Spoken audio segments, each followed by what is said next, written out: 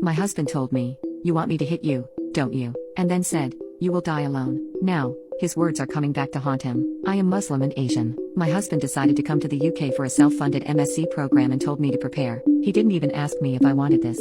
I never ever wanted to come to the UK for several reasons, including knowing the fact that it is very hard to build a life here as an international student, and I knew this was not something he can go through. UK is not for laid-back people, but he was adamant, and I had to eventually give in. 2023, we came to the UK. My elder sister is a citizen here, lives in London. He decided that I am gonna live at my sister's place while he will live in the city where his university is, which was 6 hours away. Everyone was worried that why he wants to live separately. I didn't take it well. I asked why would I do that and wanted to go with him. He convinced me that it's only for 6 months and we have to save some money for our visa next year. These 6 months I won't have any expenses if I live with my sister and will be able to save as much as possible. Even though I wasn't on board with it but didn't have much choice in the matter. His father sold 80% of his business share to send him here, and he asked me the day before our flight, "You are my daughter and I am trusting you with my life savings. Please handle it carefully and manage my son." This one line stuck with me. I knew he didn't have faith in his son because of the way he acted, and I didn't want to fail him. Just after 4 hours of coming to my sister's place, he threw a complete fit and said he wants to go back to his home and doesn't want to be here. I understood he left his family and it's normal to be upset. I tried to console him as much as I could while grieving myself for the same reason. I had also left my whole life behind to begin a complete new one. One day while living at my sister's, he threw tantrums like a 5-year-old. He was screaming, shouting and cursing me and my entire family. The reason for this was me not agreeing to go back with him to our country. He said he will hit me and disfigure my face, punch my sister and so many other disrespectful and disgusting things. He was saying these to his parents and sister over the phone. His mother called my mom and said we are torturing her innocent son and making him miserable. My sister was at work and brother-in-law was on a work trip to Seattle. Of course she came to know what was happening and had a conversation with him where he was very much disrespectful. Eventually his uncle intervened and apologized on his behalf and asked if this incident can be forgotten. But none of his parents or sisters apologized for their part in it. Several days and months went by. He was not okay. I got a job and was working 12 hours a day. It was so difficult for me mentally and physically. I had a very good career back home and now I had to start from the ground up.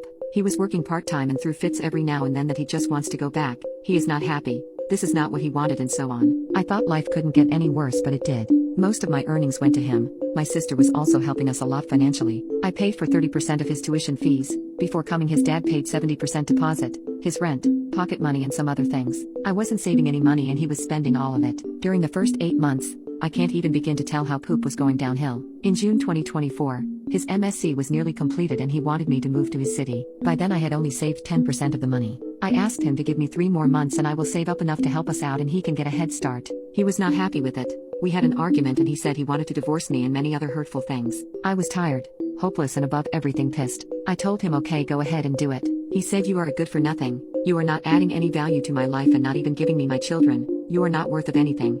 Just a materialistic woman. You want me to hit you so that you can get some sympathy. I will cheat on you and bring other women home from now on. You will die in your sister's house.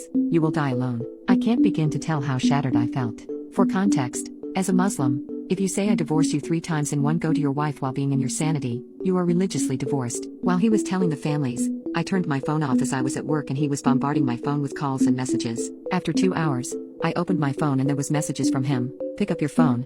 I want to divorce you. If I do it over text it's not legitimate. So pick up and let me say it." While I was seeing the text, he called. My hands were shaking. I didn't pick up but he didn't stop.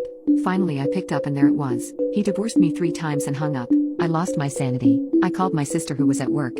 She asked me to book an Uber and just go home for today. She is on her way. He again begged and asked for forgiveness, saying he did it in a fit of rage and didn't want to divorce me. I was the one who provoked him and asked for it. Not even for once. He took accountability for his doings. He kept on saying even though it was my fault, he wanted me back. A lot happened after that day. His family blamed it all on me. He is not divorcing me legally, dragging the whole scenario for 3 months now. He accused me of leaving him because he was earning less. He was struggling and I wanted more money. He is posting shits on social media like karma will get you and blah blah. Currently I am switching my visa and my family is supporting me in every way possible. But I feel I have nothing else to live for. People in our culture and society will always blame me for being a divorcee. How am I supposed to live with this tag? Clueless, hopeless and shattered. I don't know how to pull myself out of this situation and start a normal life. Update. Good. Updates first. I've secured myself a position in a university in the UK for one of their MSc programs. This is something I've always wanted to do. During my marriage I gave up on everything I loved, but now I want nothing but to achieve my dreams one by one. At the moment I am in the middle of switching my visa. I am hoping to get it done by the end of next week. Regarding my divorce, all my papers are ready and both me and my ex have to sign it. Doesn't sound much complicated, but knowing him I am guessing he will try to create complications. The moment I will get my visa in my hand, I will sign the papers and send them to him. He owes me more than £15,000 at the moment and his family knows about it. His uncle has asked for some time to settle how he is going to pay that money back. I don't think he will return my money and frankly I don't want to postpone my divorce for that. I will get it done regardless of the financial situation and give him the money as charity. I mentioned in my previous post that his family been trying to contact me but I didn't respond. Last Sunday, his aunt, mother-in-law's sister, called me. I can't say I was surprised. I wanted someone from his side of the family to hear what I have to say so I picked up her call eventually. This aunt has always been lovely to me and she herself is in a complicated marriage from which she couldn't get out of.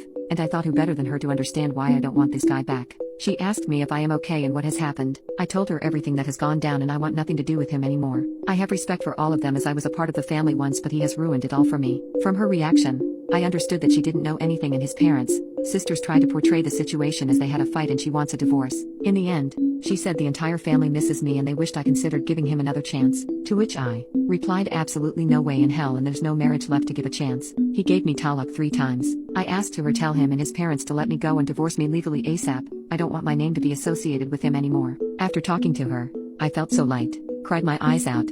It felt good after God knows how many months. My sister was sitting beside me while talking and helping me to stay calm. I can't thank her enough for literally keeping me alive through all this.